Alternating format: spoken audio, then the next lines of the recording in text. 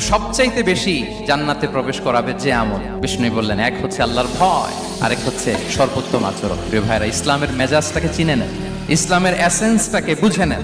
আমরা ভালো আচরণকে গুরুত্ব দিতে চাই না। অনেক নামাজি লোক দেখবেন নামাজ পড়তে পড়তে কপালে কালো দাগ ফেলে দিচ্ছে, বাসায় বউয়ের সাথে খারাপ আচরণ করে, খিটখিটে মেজাজের, প্রতিবেশীর সাথে শুধু ঝগড়া, কলিগদের সাথে ঝগড়া, মারামারি, দুঃসম্পর্ক, এরকম আছে না? নাই বলেন, আছে না? কিন্তু নামাজি, অনেক বড় হাজি, একদিনও কোরআন তেলাওয়াত মিস হয় না।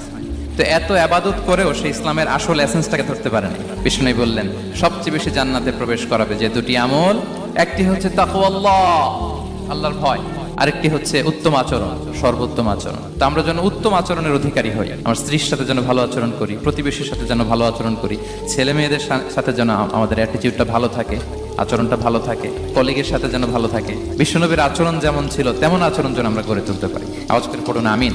শুনানে আবু দাউদের এক